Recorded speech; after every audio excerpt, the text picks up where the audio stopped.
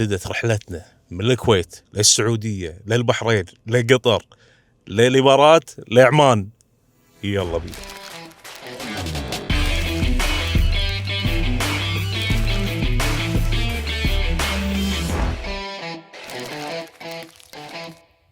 فعليا قررت اسوي هالتحدي هذا، اطلع من الكويت والف على كل دول الخليج واكل وجبه بكل دوله خليجيه باقل من 24 ساعه. الحين راح تبلش الرحله. حرك، نقول بسم الله. الفكره ببالي من 5 سنين وكل سنه اقول ابي اسويها، ولكن ظروف مو قاعد تعطي مجال ان الفيديو هذا يطلع لكم وتشوفونه ونستمتع ويا بعض. ليش طلعت بهالتوقيت؟ اضطريت اطلع وايد مبكر من البيت، المفروض كنت اطلع مثلا على الساعه 6 7 الصبح واحرك، ولكن حسابيا لازم اوصل البريمي، اخر منطقه راح اوصل لها مفروض على الساعه 7 8، وما عندهم مطاعم شعبيه 24 ساعه، فهذا عذر كافي اني اطلع الساعه 12 بالليل واحرك من الكويت واروح الخبر. تنويه سريع، هالفيديو يمكن تلاقون فيه وايد براندات بس ولا حد فيهم راعي الحلقه. اهل سناب يدرون شو السالفه. كولد برو كولد برو كولد برو كولد برو كولد برو. يمكن الفكره ما تكون واضحه حق الكل. انا راح اروح كل دوله وراح اكل اكله منهم وراح ابلش من الكويت، ولكن خلال 24 ساعه. ادعوا لي بالتوفيق. انا ما ادري شنو راح يصير الحين بالوقت اللي قاعد اكلمكم فيه، ما ادري. اول شيء راح اكله راح يكون بالخيران غالبا. خلينا ناخذ كولد برو. ورانا درب. ثانك يو حبيبي. فعليا قررت احسب الوقت من اول لقمه اكلها بالكويت لين اخر لقمه اكلها بعمان. واضح الدنيا؟ يلا بينا على الخيران. انا الحين بطريقي رايح الخيران في مطعم حسب جوجل ماب انه ماخذ تقييم وايد زين وعنده اكل كويتي. ما جربته من قبل، ما ادري عنده اي شيء. هل هو فعلا يستاهل التقييم ولا لا؟ ما ادري والله، علمي علمكم، بس عنده اكل كويتي. احنا تقريبا الحين الساعه 12 و8 دقائق. الحين ممكن احد يسال فيكم يقول منو اعطاك الهام انك تسوي هالتحدي الصعب هذا، انك تسافر 6 دول وتاكل بكل دوله وجبه او شيء مميز عندها؟ اذا تذكرون انس اسكندر كان عنده فلوج كلب 4 دول اوروبيه. طقت براسي كذي، قلت ليش ما انا اسويها بالخليج على 6 دول؟ والشيء قابل للتطبيق الى حد ما. انا ما ادري، بجرب نفسي هل قادر اطبق ولا لا. وايد ناس ينصحون انه يكون وياي شخص، ولكن اذا كان وياي شخص احس يعني راح يخف التحدي، ما راح يكون نفس القوه. الموضوع مو سهل. راح اطلع من الكويت ادش على السعوديه، من السعوديه ادش على البحرين، من البحرين اطلع ارد السعوديه مره ثانيه، اروح قطر، ادش قطر، اطلع مره ثانيه من قطر واروح السعوديه، واطلع من السعوديه واروح الامارات، من الامارات لعمان. متخيلين كميه الحدود اللي راح امر فيها بيوم واحد؟ طبعا اذا حسيت اني دايخ، اني ممكن تعبان، اي ظرف من الظروف، مجرد ما احس ان الموضوع شوي فيه خطوره راح اوقف بنفس اللحظه. بس ان شاء الله ماني موقف. النيه على عمان. ان شاء الله ثاني. هالتحدي وايد صعب، انا متاكد ان الموضوع وايد صعب على وايد ناس، فما بالكم علي انا اللي مو متعود على الطريق الطويل وايد. يعني لازم تكون مركز طول اليوم. في جزء شوي من تركيزي رايح على الشيء اللي قاعد اسويه الحين، واللي هو اني انا قاعد اوثق التجربه. ولكن بما انه تحدي ودي اسوي، ليش انطر مده طويله وبعدين اسوي؟ دام الله معطيني الصحه والعافيه ولين الحين قادر اسوي هالشيء، اسويه عشان لا تحسف اذا كبرت اقول اخ كان زين سويت التحدي هذا. لا، هذا ما ابي. دام قادر اسوي التحدي واتحدى نفسي قبل لا اتحدى وانزل هالفلوج هذا او هالفيديو هذا باليوتيوب، قادر اسوي، راح اسوي. تقريبا وصلت الخيران او المطعم اللي بالخيران. المطعم اسمه سي لاند بالخيران، حسب التقييمات وايد زين. وهذا تقريبا اخر مطعم كويتي قبل الحدود. في مطاعم وايد يم الحدود، ولكن هذا اقرب واحد حق الحدود عشان اكسب وقت. بعض الدول يمكن ادشها واطلع بنفس اللحظه، ما راح ادش وايد، يمكن على الحدود، يمكن شوي قدام الحدود وارجع. ما راح احاول اني اغامر واروح داخل الدوله واتعمق وايد، واخر شيء اتوهق واخسر ساعه ولا ساعتين ممكن يفيدون بالتحدي. واكيد مو محسوبه زياره هذه. اكيد ميزه المطعم اللي انا رايح له حسب جوجل ماب انه فاتح 24 ساعه، والحين انا رايح له الساعه 12 وربع. تخيلوا ابو فاتح. راح اطق درب، لا يمكن اسواق القرين ولا فحيحيل ولا ما ادري وين اقرب مطعم راح يكون فاتح الحين، وراح يخربون علي التحدي كذي. مكان المطعم وايد خايس. وايد صعب مكانه، رسمي حق اهل الشاليهات. يعني لو ماكل ببيته ببلش التحدي وايد ابرك. هذا المكان اللي فيه المطعم، من هني راح يبلش التحدي. كان نوصل سيلاند. سي لاند. كأنك ما تدري فلاش طلع عندهم براند ما بيشرب منه شيء. اوبا صارت مكبوس دياي جايب لي معبوش ومرق. ومن جايب هالحزه جو يقطع الكويتيين. لا هذا كويتي. زين حبيبي والله شكله يغري صدق انه بقلعه وادرين بالخيران. ان شاء الله نبين وياكم الوقت الساعه 12 و 38 دقيقه بلش ذا. والله ودي اكل بيدي بس وراي درب مشكله. اوبا والله الريحه قويه يا جماعه. المطعم لا اعرفه ولا يعرفني وانصدم ان عندي كاميرا اصلا. لا عيش يسولف يا الربع. كنا صارت بس خلاص خربناها. ديايه حاره. لا شمر عن ساعديك. الوضع يقول لان وايد مطعم بالخيران مستوى شيء زين. مطعم الكويتي 100% بس. طيب ما عندكم طبق زبيدي؟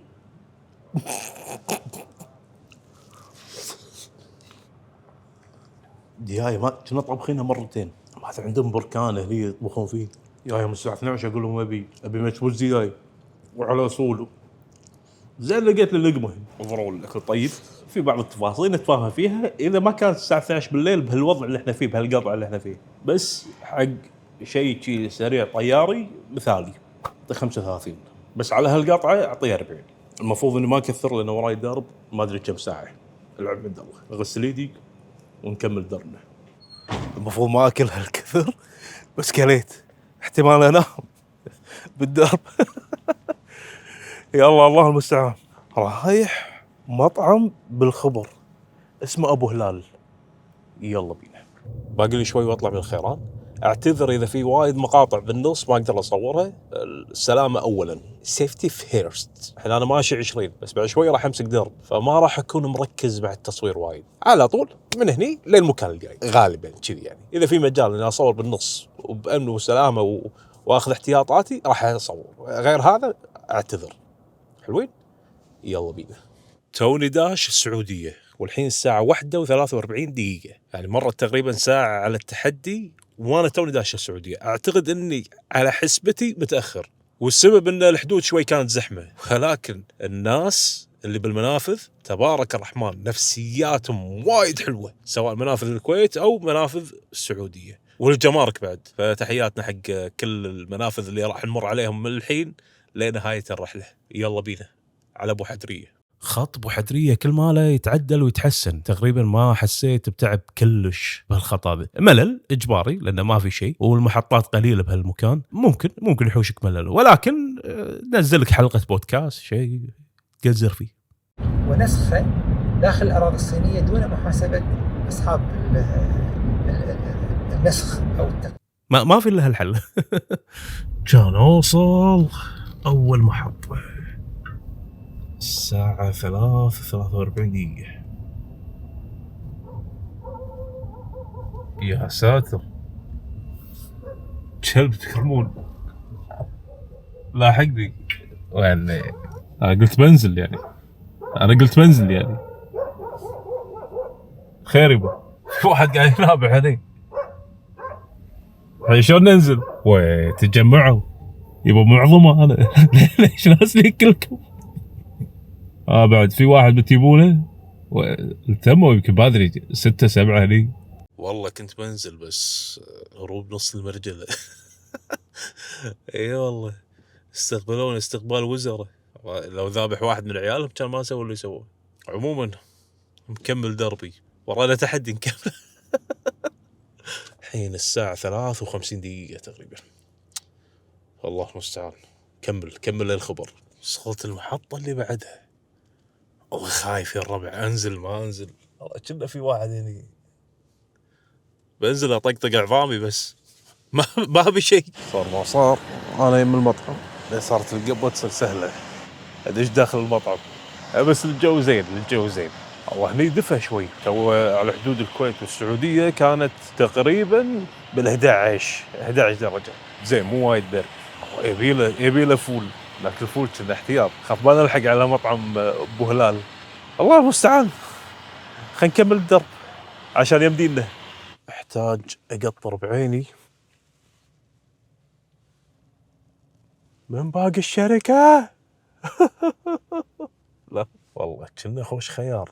خلص تحدي السعودية بأكلة سعودية من المطعم هذا اسمه بوفية حدائق المذاق. مو غلط. الساعة 5:15 الحين، وتقريبا وصلنا عند أبو هلال. شي يطلع مقفل، طاق درب، فوال. لا مقفل، شكله مقفل. أبو هلال مقفل. أزول قال لي شيء فوال، واحد يبيع بطبق شيء يمين يسار. لازم الحين القاه، لأنه راح يخترب التحدي. وفي كافيهات غالبا مبطله الحين، بس انا ادور شيء شعبي. ترى جوجل هو اللي جاب لي على ابو هلال.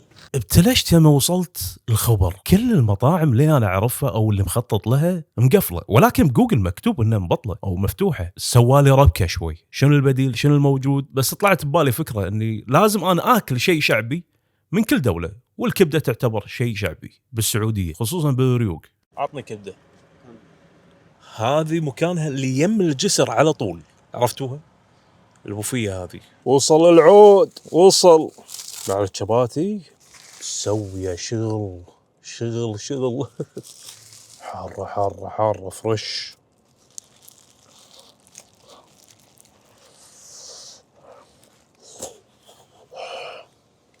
نار لهوب.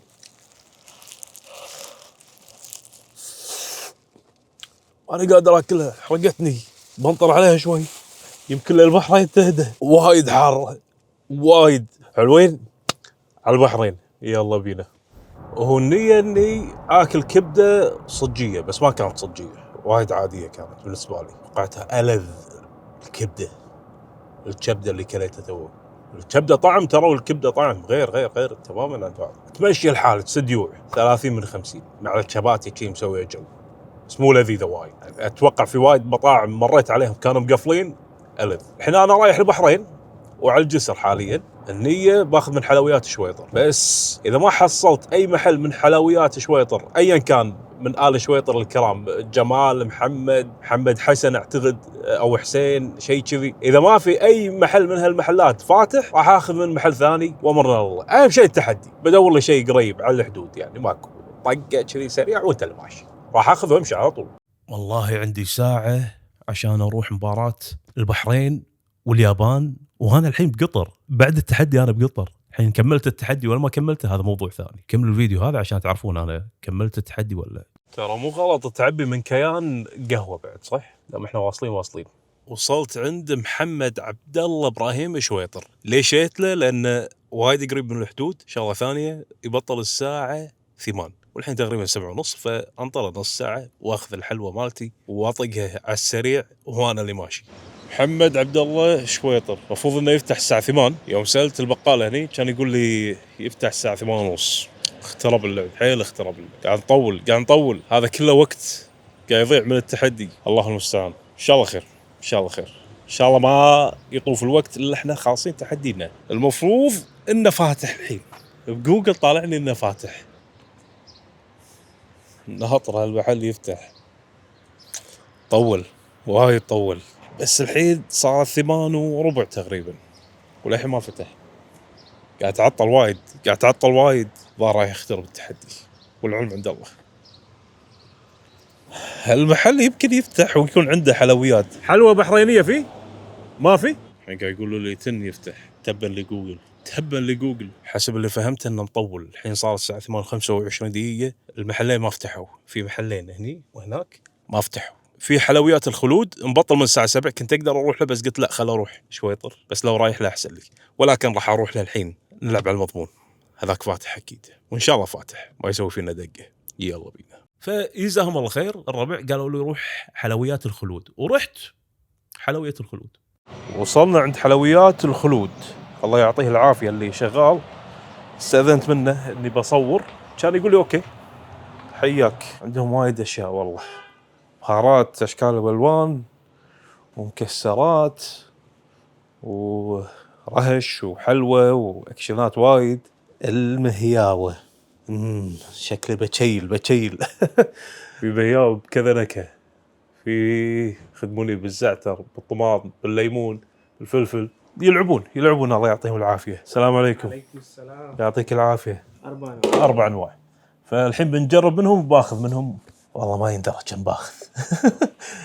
يمكن يشتري لي نص المحل هني، كل اغراض ما شاء الله واجد زين. دانه، سمن، زعفران، بندق، فستق، لوز. هذا عذاري، هذا مخصوص بالسمن. يا ساتر، كل واحد ألذ من الثاني يا جماعة. هذا بالزيت العادي. يا ساتر، والله ودي اخذهم كلهم. ابي هذا عذاري دانه. هذا بالزيت، هذا مخصوص، هذا دانه، وهذا عذاري. يبقبقون شي، احس توم طالعين حارين وشغل عدل. تبارك الرحمن، جزاه الله خير. ضيفنا قهوه. الحين بطلع من هني وبروح كرك المقانيس، ابو سمره شيء كذي اسم المنطقه، ان شاء الله ما اكون غلطان. بقطر. يلا بينا. خل اعطيكم انطباع عن الحلوه اللي تو جربتها. لذيذه اوفرول. لا ادعي اني اخبر واحد بالحلوى البحرينيه وافهم فيها 100%، ولكن لذيذه. فيها سمن زايد، احس انها فيها دهن زايد، شي فات اوفر، بس لذيذه اوفر. وطبعا راشينها رش مكسرات وفستق ولوز وجوز وبطيخ، على قولة المصريين مخدمين عليها صح، يعني تبيض الوجه. لو وديتها حق اي احد تشرف. طلعت من البحرين اموري طيبه، رحت قطر كانت شوي زحمه على الحدود لان كان في مباراه السعوديه وكوريا ثاني يوم. بعدين قلت خل اعتذر حق كرك مقانيس واكل منهم واكشن وياهم وامشي، وبما انه كان خيار مثالي عند الحدود. توني واصل قطر اخيرا. باخذ من قطر شبات وكرك. من كرك المقانيس يطالبوني باعتذار. المره اللي طافت قبل سنه تقريبا او اكثر، يوم جربت 3 اماكن يبيعون كرك بالدوحه افتكر، قلت مقناص ما قلت المقانيس، فاعتذر من المقانيس ان شاء الله بعد صح قلت الحين. وراح اخذ منكم كرك هني عند الحدود تقريبا، اول محطه بعد الحدود، وراجع ان شاء الله الى السعوديه ومن ثم الى الامارات. فيلا بينا.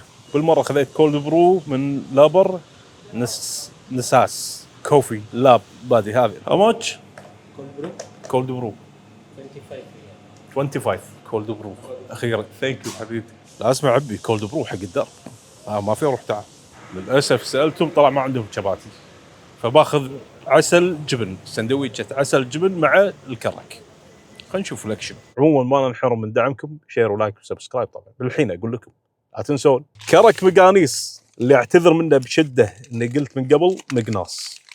مقناص كلكم ربع واخوان وحبايب. خلينا نجرب البيض بالجبن. لا مو بيض بالجبن. تاثير الاسواق واضح علي. والجبن بالعسل هذا حلو. تلفني صمونه فيها شيء زايد، ما اعتقد. صمونه عاديه فيها جبن وعسل. بيتوتيه مالت بيت، فيها دفء، فيها حنان. صمونه جبن وعسل، يعني على هالمستوى راح اعطيها 40 من 50. تستاهل والله. لذيذه. مقانيس يا ربع، مقانيس. لا احد يقول مقناص. كلها على بعضها يمكن 5 ريال 6 ريال. سد اليوع وامورها طيبه ولذيذه. بعد ما اعتذرت حق كرك مقانيس وجربت كرك مره ثانيه وجربت السندويتش اللي عندهم، اقدر اقول لكم ان الحين رايح الامارات. يلا بينا. بما انه ما في شيء منطقي الحين صاير بهالسفره، اذا واحد يسافر 6 دول بيوم واحد وياكل وجبه من كل دوله، يعني مو بس يطب، ياكل شيء مميز ومعروف بهالدوله. قد يكون غالي، قد يكون رخيص، ايا كان. ما اعتقد في احد سواها من قبل. فقلت هم حجه وحاجه، بودكاست على الخط كذي، مو قاعد طالع الكاميرا اعتذر لان الخط ما يغشبر. هذا تبغى مجهزه قبل لا انطلق. الساعه حاليا 2:21 دقيقه وانا باتجاه البطحاء. باللحظه اللي قاعد اكلمكم فيها ما ادري شنو نتيجه التحدي. يمكن انتم راح تعرفون اكثر مني واسرع مني، لكن راح تطلعون الفيديو مدته قد تكون مثلا ربع ساعه، نص ساعه، ايا كان. راح تعرفون بالضبط شو اللي صار. انا الحين قدامي على الاقل 6 ساعات عشان اقول لكم اذا التحدي صار وتميته ولا ما قدرت اتمه. والله رحله جميله للحين. يمكن لو واحد بس، شخص واحد وياي، يمكن راح تفرق، بس للحين قادر اسيطر ولله الحمد.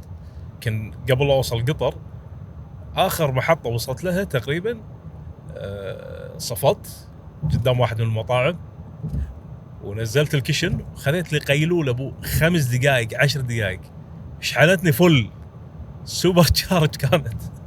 وشربت قهوة طبعا، شربت امريكانو وكولد برو مالت الكويت والامريكانو، والحين كولد برو ثاني بس ما عجبني وايد امانه. لا لاب كوفي طعم الكولد برو زيتون عموما، بس راح ينشرب. انا مو المفضل عندي، في ناس ادري يحبون هالطعم هذا بس انا ما احبه، لكن راح ينشرب عشان اوصل للعين من ثم الى البريمي.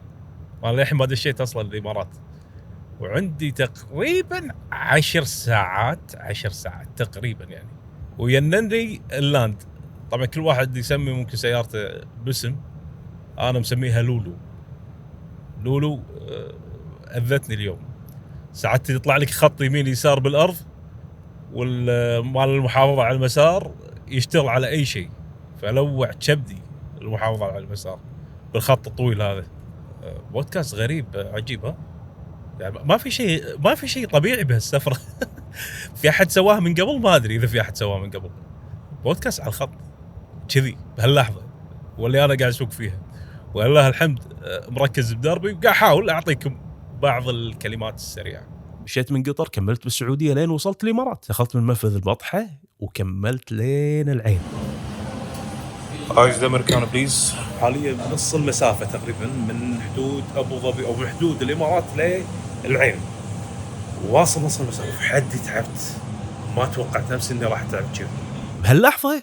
يا جماعه تركيزي وايد قل فوق ما تتصورون. قاعد احس اني مو انا، والطاقه اللي فيني خلصت.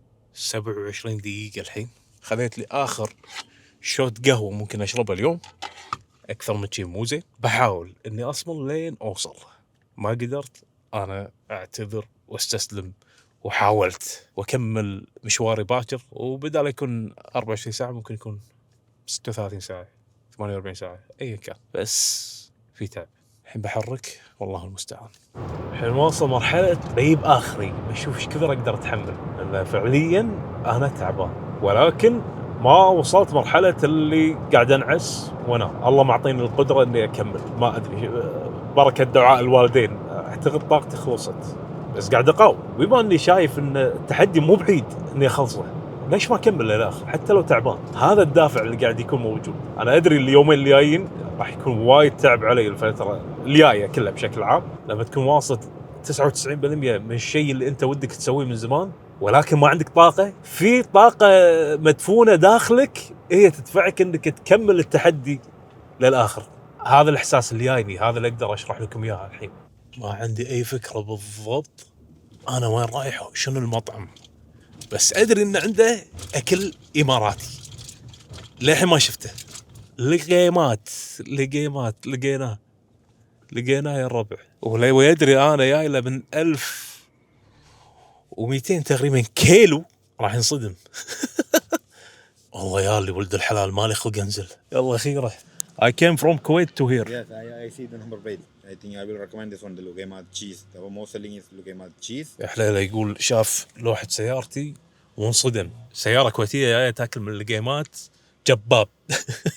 مو منطقي اللي انا سويته، فهو مو مستوعب. لما قلت له انا لفيت كل الخليج تقريبا والحين بروح عمان، ما استوعب، حسيته مشي وياي.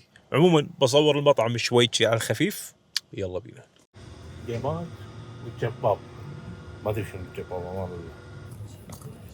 سلامة الطلب. بعد ما ريحت لولو بجرب وبقول لكم رايي. ليش قفشه بيجيه وقفشه سوداء؟ ما ادري. هذه شكلها الجيمات. الله تارسها شيره، متوصي شيره، حيل شيره. حبيت حاط لي العواده كذي، اسحبهم واطق هذه الجيمات بالجبن. لعيبه. انا ما ادري اذا شيره عاديه ولا كراميل، بس مكرمله. امان الله ما جربت مثل هالجيمات من قبل، وايد لذيذه. اعطيها 45 من 50 شي تنعنش. راح احط لكم اكاونتهم تحت بصندوق الوصف.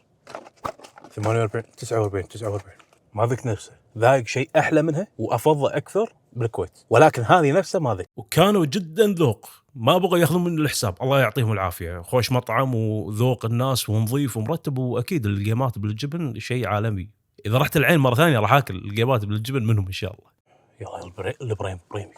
وصلت منفذ العين البريمي، لو تشوفون الحدود والله كنكم ما طلعتوا من العين وداشين البريمي، ولا كنكم داشين دوله ثانيه اصلا، كلنا اهل بالنهايه.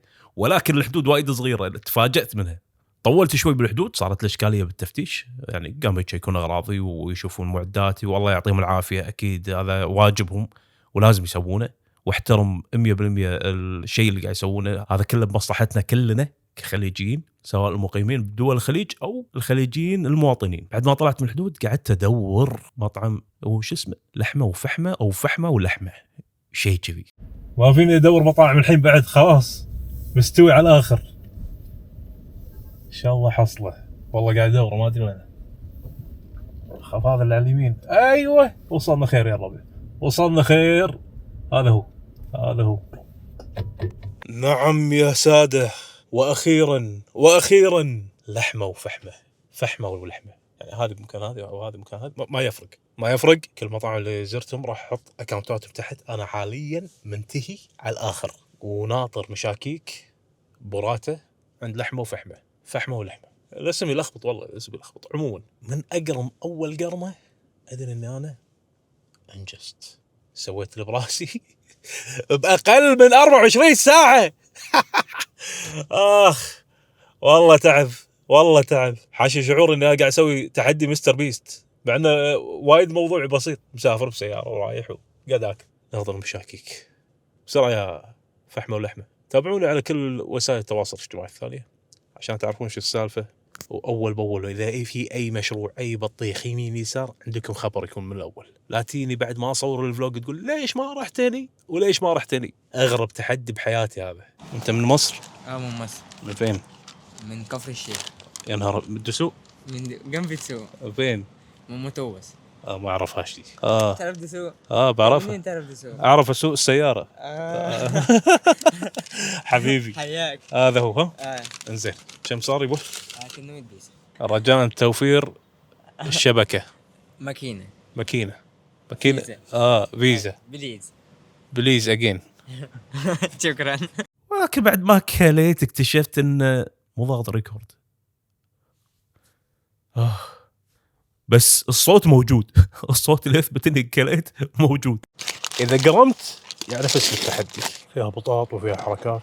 انا طالب دياي ولحم يا ربع. كليت مشاكيك خلصت ونسيت اصور. كليت من فحمه ولحمه، خوش مطعم جميل، ولكن طعم الخلطه طاغي على اللحم والدياي. ما تحس انك قاعد تاكل مشاكيك، يعني احساس انك قاعد تاكل مشاوي عاديه. 29/2 الساعه 10:46 دقيقه، يعني فزت بالتحدي. ولا فيني طاقه اطلب سندويشه زياده. خلاص اللي كليتهم وهم اخر سندويشتين، راح اروح على الفندق وانام، مع انه كان عندي وقت بالتحدي. بس قلت لا بس خلاص لازم الحين اروح انام. فكان تحدي صعب. وانا الحين بقطر وبروح مباراة البحرين. حياكم الله وياي. فورز البحرين ان شاء الله فايزين. ثانك يو على الثمامه يا ربع. احد يكلم الحكم يقول له ينطر ليمون على الحكم. حد يتاخر. منصوري بتنور تشجيع مليون.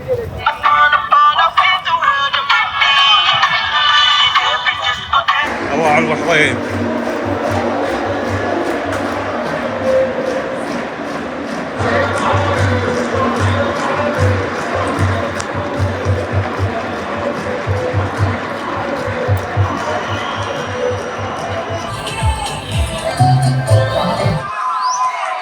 خسرت البحرين للأسف. الفال حق اللي باقين إن شاء الله يدون الواجب وتكون البطولة عربية. نقدر أقول مشكورين قطر على التنظيم الجميل بعد ما خسروا البحرين للأسف 3-1.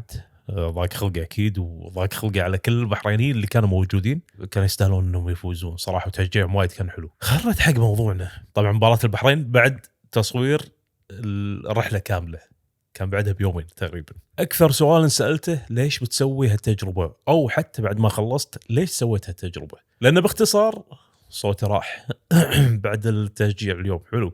احسن مكان تطبق فيه هالتجربه دول الخليج، التنقل سهل بينها. وقال لي كلمه واحد عماني احب اقتبسها، شافني على حدود قطر، قال لي احنا كلنا شعب واحد ولكن فرقتنا الجوازات.